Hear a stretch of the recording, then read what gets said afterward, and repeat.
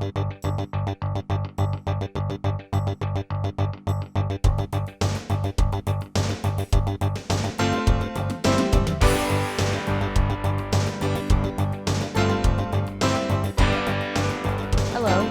to the Warwick Valley High School Debate Club's second televised debate. We are excited and honored to be here and to have the opportunity to discuss important current event topics. We believe it is important for younger generations to be aware of modern issues and to participate in them. I'm NADIA FAYED, and I'll be your moderator today. The focus of this discussion will be on physician-assisted suicide. Our question, should physician-assisted suicide be legal? On our pro side, we have MADISON SIROTA, Charlotte O'Connor, and Will Odell. On our con side, we have Leanne Walker, ELLIE HANSON, Sydney Mighty, and Adam Stanton. Mackenzie Baird has also assisted with the research. Before we begin, it should be noted that the stances of the debaters today may not be reflective of their actual stances on the subject. In debate, we pride ourselves on our ability to argue from any side of an issue, in spite of our personal views. Please remember that not everyone here today supports the side that they're arguing outside of this debate. Let's get started with the proposition side first. You may begin. Okay, so should voluntary euthanasia be legalized? We say yes. Voluntary euthanasia allows us to make a choice about whether we will accept treatment and whether we decide the treatment that we're getting is futile. Animals, we have animals who suffer in our lives sometimes, and humans euthanize them humanely. And it's strange that we live in a world where we can do that for a dog, but we can't do it for someone who we love. It's a voluntary concept. It's about choice, and why are we able to give informed decisions and an informed choice on all aspects of our healthcare, except what is perhaps the most important of all, the way we die? Everyone has the right to be treated with dignity and respect, and patient autonomy is very paramount here. Voluntary euthanasia is consistent with arguing for accessible and appropriate pain management, and health policy should be based off of principles of social justice and patient-centered care and autonomy. This is true. 2 minutes. And while the patient autonomy, and it's a matter of self-determination, and suicide has been decriminalized, doctors can be facing as many as 10 years in prison for merely relieving the pain from a patient. And while patients can refuse treatment legally, merely expediting the process of having a simple, calm death is illegal. And now government is unwilling for legislative change, and they're an active player in making sure humans don't have a choice in the way they die.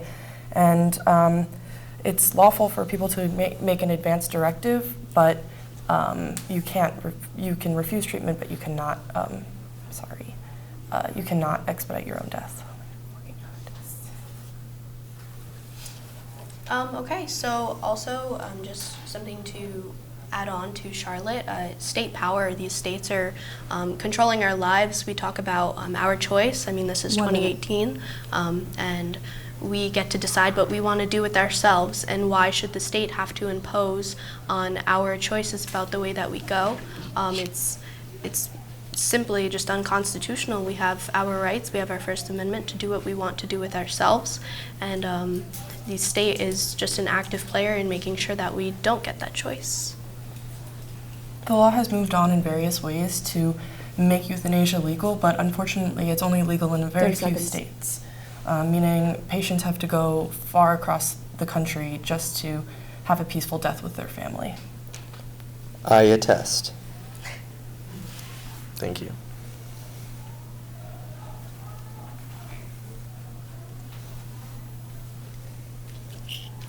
Ten seconds. Yes.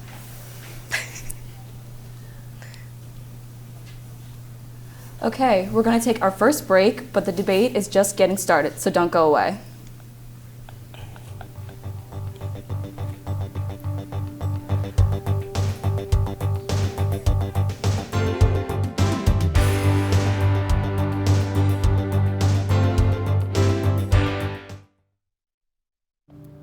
I felt hopeless.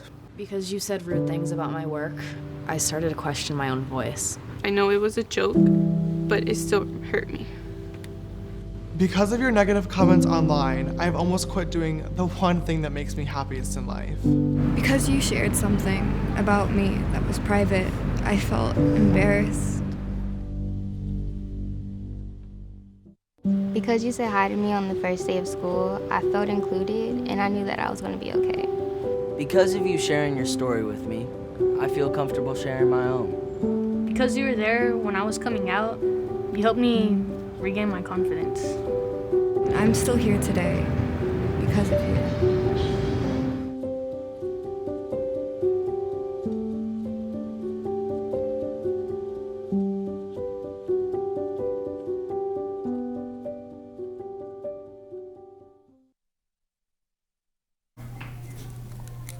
Before the break, the proposition argued why physician-assisted suicide should be legal.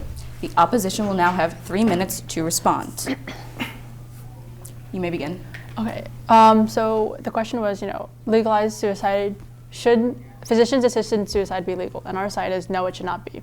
Though it is a person's right, it is also the doctor's right, whether or not they decide to give the dosage, obviously, as well. Also, there's much more to just, it's your right. There's ethical meanings, there's legal reasons behind there.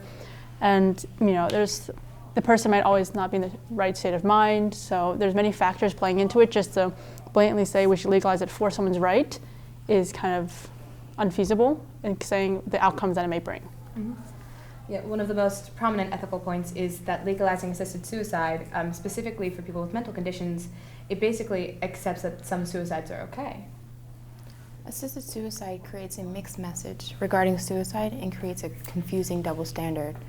Changing the law would send the message that people's lives are not worth living and possibly steer people into premature death. And to add on to that, especially in today's society, we see a lot of almost a romanticization of suicide culture. So there's such a rise in adolescent kids, and the desire to die by suicide or assisted suicide could also be heavily associated with treatable depression. Keyword there is treatable. But by seeing this double standard, adolescent kids with depression may see this as just an easy answer, which really isn't okay. Another point is that it introduces a conflict of interest for medical practitioners who will be expected to execute this process, and it will change the ethics of the health system for preserving life to providing death. Also, the reasoning for why they would want to have physicians-assisted suicide may be compromised by what the doctor wants or by what their family wants, and not something that they personally want. Whether when you get older, it's known that they feel like a burden onto their family. So even if they don't want to, they themselves don't want to, end their lives, but they feel like it's like almost an obligation to. And you have these points, and now you have the law saying you should go if there's no hope, especially you mostly see in terminally ill patients. Then that factor is also put on them, which is not, again, takes away from their right of living. Also, as I said, it's a very sticky topic on what to do, and how you have the oath that doctors take in the beginning saying that we vow to help our patient, and when we say help, we help you all the way through to the very end, not an end that we create, an end that is nature given, that is when it's your time.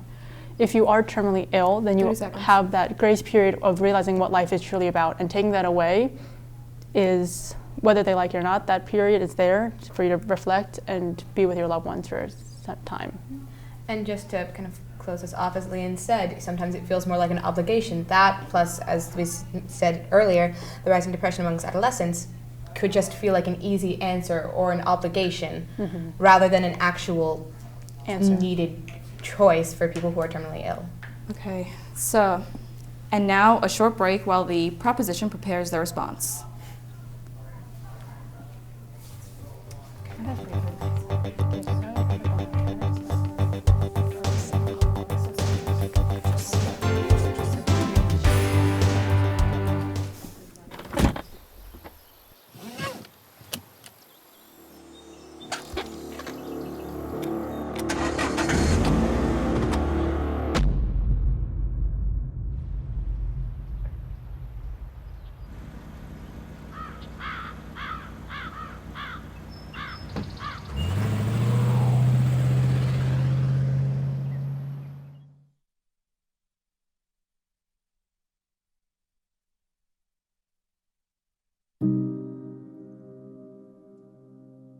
91% of plastic isn't recycled. It takes 500 years for the average size plastic bottle to fully decompose. 9 billion tons of litter is dumped into the world's ocean each year.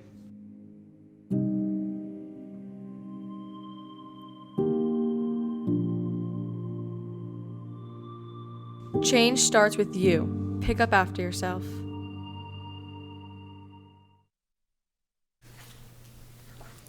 Thanks for joining us. Both sides of our debate have presented their stance on whether or not physician-assisted suicide should be legal. Now let's hear again from the proposition. You can begin. Vulnerable groups such as the elderly, poor, women, minorities, uninsured, minors, chronically ill, less educated, or psychiatric patients did not result in a disproportionate number of deaths by doctor-assisted suicide. The only group of minorities that did face a disproportionate amount of DASs were AIDS patients, and generally speaking, AIDS patients are going to be on the brink of death, and it's a more peaceful death for them.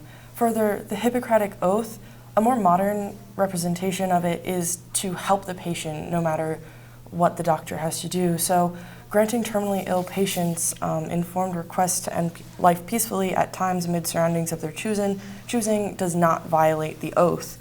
And further, you can go into psych evaluations. Yeah, sure. Also, you talked about how doctors have to go through with this. Actually, they do not. 1994, Death with Dignity Act allows for physician-assisted suicide, but gives doctors the right to refuse it so that it isn't abused. This law was upheld by the Supreme Court in 2006, Gonzalez versus Oregon. Also, you talk about ethics. Well, it should not be what, if we're talking about religious affiliations or whatever, it shouldn't be what the churches or medical advisors consider is right or best for us. It's the right to participate in and direct what health care we receive. This debate is not about suicide. This argument regarding people with mental issues is quite different than what we were discussing at. We're looking at competent people or people acting on the behalf of them to make their decisions at the end of life. Also, psych evaluation exams are given to ensure the patient's mental stability. An example of this is Jay Franklin. He had Hirschsprung's disease, and he was not able to receive palliative care because he wasn't considered terminally ill, and he wanted to go, and that's just another example. 1 minute. Further, it really doesn't imply more suicide culture. The only patients that are actually offered DASs are terminally ill patients who are going to be facing death within the next 6 months, roughly. We can't say that it's compulsory either. Patients always have a choice in it, and generally it's a patient-on-doctor choice, not with the family's help unless they ask for the family's help. Also, just 30 seconds. Isn't it hypocritical to say that switching off a life support machine is not an act, but an admission to struggle, or that the patient then dies from the illness and not from the drug? And is it fair for one patient to be allowed to die and the other to be condemned to be kept alive? It's just inhumane. We're talking about humanity here. If you're ready to go, you're ready to go. Now, yeah, you talk about this like grace period, but if you don't want to go through that, why should you have to? Why should you have to suffer? Like I said, we do this to animals. So why are we so different from a dog that we love? Okay. And now we'll take a short break while our opposing sides prepare their response.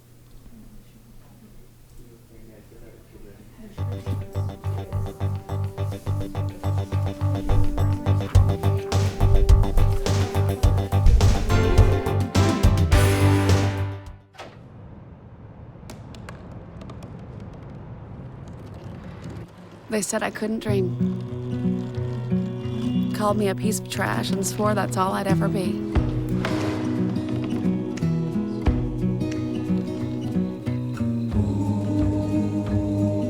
Said a bottle couldn't see the ocean.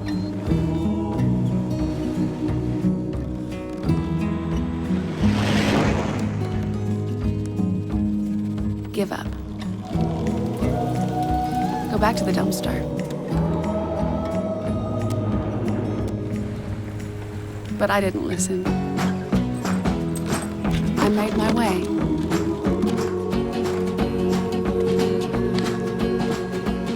And now, I am what I've always wanted to be.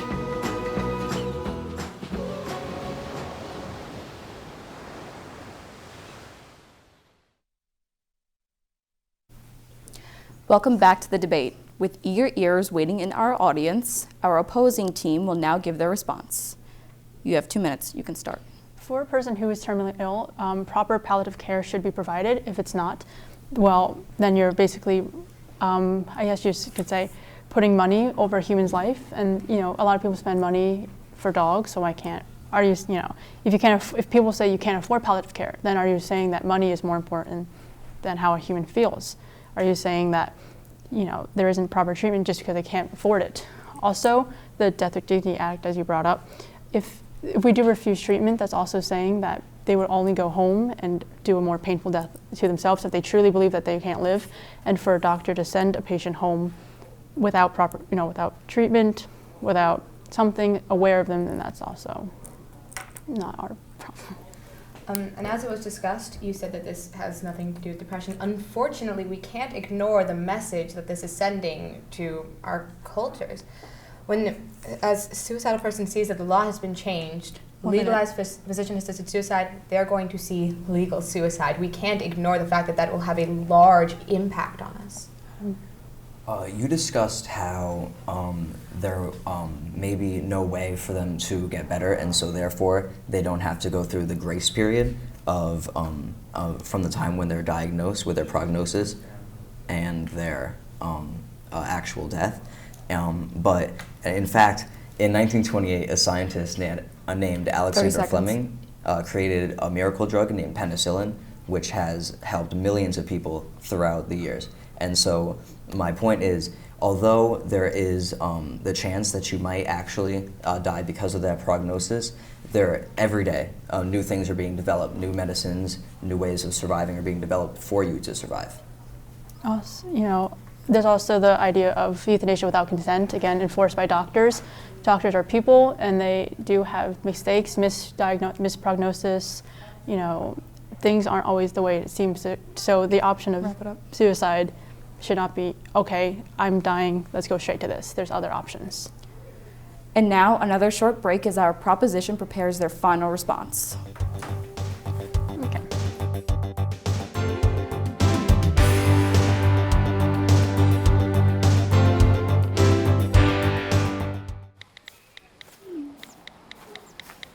Action!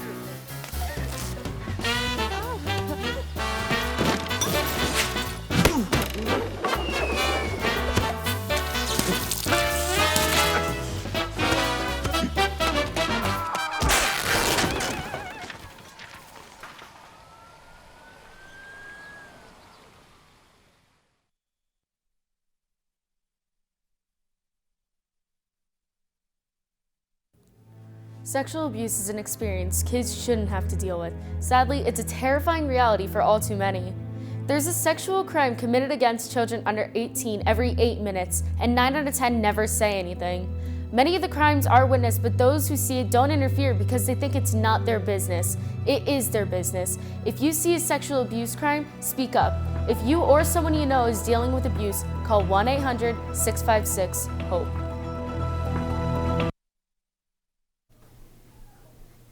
And now, the final rebuttal from our proposing side. The 2 minutes begin now. Before human beings can decide to partake in a doctor-assisted suicide, psychiatric evaluations must be taken to ensure the patient's mental stability. So when you bring up mental health being, a problem with someone just using it as a scapegoat to legally kill themselves, it's actually, it's a process to get this done. Also, you talk about the need for palliative care services, and I 100% agree. I think legalizing euthanasia does not negate the need for palliative care services. It provides support for the dying and their families, but it only goes so far. Many nurses and doctors are not palliative care specialists. There are long wait times for hospice beds. So there isn't enough funding right now for palliative care that allows a good death. And if not, we can't really justify denying them another option. If the patient can communicate and refuse treatment, then the law will work well. If they have unbearable pain that can be relieved by a drug that somehow shortens their life, then the law works well as well. So but it won't help the patients who are not being kept alive by life-sustaining measures that can be removed or pain that cannot be relieved by drugs. And this is the gap with palliative care. And therefore, palliative care is not the only answer. So that's that. Similar to the palliative care, do not resuscitate orders are sent all the time for most people above a certain age that are in a hospital. And this similar DNR, it's so close to the euthanasia, but it expedites the death and makes it so it's a lawful way for people to die. And unfortunately, while euthanasia, it's based on the social principles of it. So the ethical standpoint, it really has to be negated because it's just illegal. Okay, also you just talked quickly about how doctors are creating new technologies and medicines. Let's think about this. Penicillin, it didn't just get developed out of nowhere. I mean, it took years of research and understanding chemistry and biology and things like that. But you can't just say that you can just develop a medicine immediately for a certain kind of person with a certain type of disease. There are thousands and thousands of diseases, and some of them are uncurable, as we know right now. So we can't really compare the two. Okay, let's take a quick break while our opposing side prepares their final response.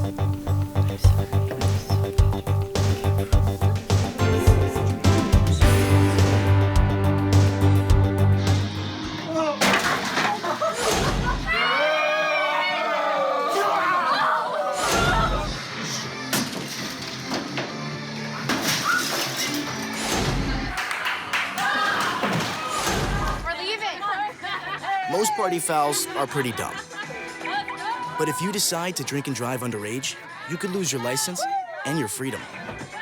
Underage drinking and driving. The ultimate party foul.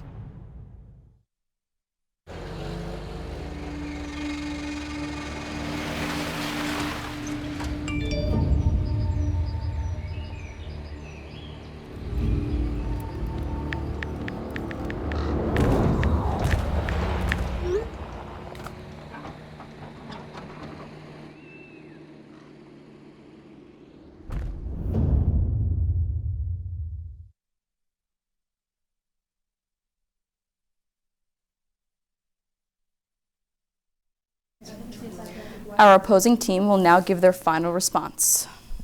The 2 minutes begin now. As a response to your palliative care, if you're such a push toward, we understand that it's not perfect, the system is flawed, I understand as well, but then why aren't we pushing towards improving the system? Why aren't we pushing towards, advocating for more palliative care workers, advocating for a better environment for them to be in instead of advocating for just a final death? Because once you pass away, your life is done. There's so much more that could have been done. Even in those 6 months, you could have saved another person's life. You could have influenced someone to be an engineer, to be eventually a palliative care worker. So why isn't our energy being put towards that and towards this instead? So that's counterpart. Well, we talked about choices and if it's your right to choose whether you want to engage in this sort of act, but really it's a very fine line between a person deciding and a doctor deciding. Because letting a doctor choose whether to actually do this or not allows a doctor to play God. Many patients, especially those with mental problems, are incapable of making these decisions, and if a doctor makes this decision without the consent of the family or even the person who may be mentally capable at some time, there might be some legal repercussions. For example, if a family wasn't willing to have this occur, they might file a lawsuit for murder. And obviously now we have innocent doctors getting arrested for something that a patient told them to do. Yeah. They can't do that. And also, 30 seconds. There's a Suicide Act from 1961, which offers a criminal offense in Britain, punishable by 14 years of imprisonment to assist, aid, or counsel somebody in relation to taking their own life. So already these things are illegal in certain states, and there's really no reason to make it legal because obviously doctors are going to get arrested and we're going to have innocent people in jail. And just to add, you keep referring to these tests, but tests have loopholes. Yes, they might be good for some, and other. Is it a constant? Is it constantly the same with everyone? And yes, and that even doesn't affect how the government is still saying that there is a kind of suicide that is okay. We legalize euthanasia, the government is saying that this kind of suicide is okay. And can we really say that? Okay, powerful arguments have been made, and now it's time to wrap it up. After this final break, both teams will offer closing arguments and try to sway you, our audience. We'll be right back.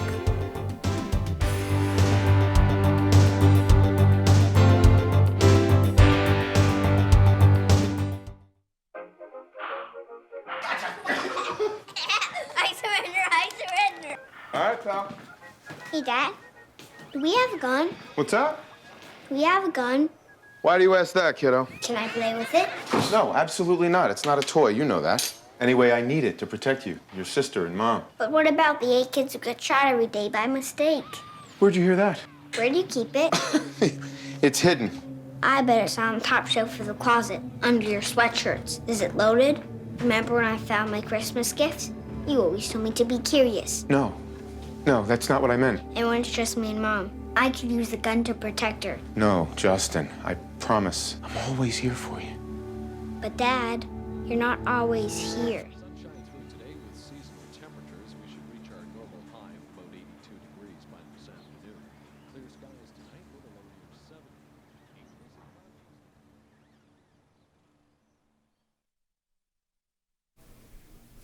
This is it. Now, as part of the final round of this debate, the two positions will be given 1 minute to provide a closing statement. Which side will you take? Physician-assisted, based on physician-assisted suicide legality. You can start with 1 minute. Okay, so I think at the end of the day, we're asking ourselves a question. Who owns my life, or who owns your life? The answer is simple. It's yourself. We're talking free will versus imposed will. Government and states shouldn't have a say in what we want to do with ourselves. Funding for palliative care can be extremely expensive. Hence, this is exactly why we don't have funding for palliative care. People should have another way out. Everyone should be given options. People are given options in everyday life, and we're forced to make decisions, even if they're difficult. Doctors are not the only ones who are deciding who dies. It's the patient. This is what I keep bringing up. This is our right. So doctors are going to be a part of it, yes, but they can also decide not to give treatment as well. So I think at the end of the day, I think we just, like I said, bring it back. Who owns your life? It's yourself. You need to make sure that whatever you want to do with your life is exactly what you want to do, and no one should be imposing otherwise. Free will versus imposed will. What do you want? Okay. The opposition, you may start. Yes, it is the person's right to decide, but it takes two. It takes a person to decide, and it takes a person to inject the lethal dosage. There's two parties, and again, it's not only does this affect the person, or maybe the person will be happy, but what about the people around them?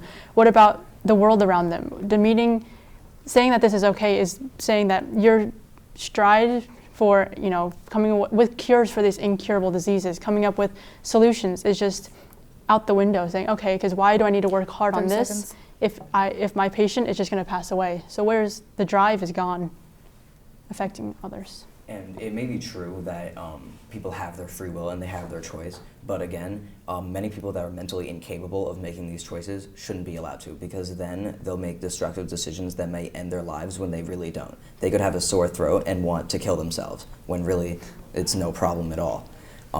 So yeah, people do have their right and they're allowed to choose their fate, but like Leanne said, it takes two to tango. One has to decide this, even if it shouldn't happen, and a doctor has to say, well, I have to do what the patient says. Okay. With the final statements heard loud and clear, that concludes the Warwick Valley High School's 2018 Debate Club's televised debate. Which side did you take?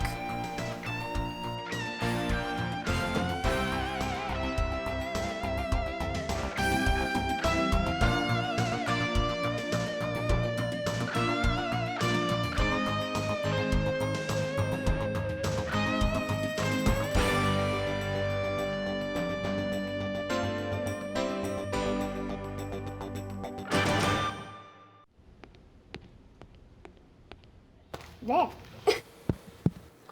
Can I tell you a cat joke? Just kidding. Why did the girl ask the mushroom to dance? Because he was a fun guy.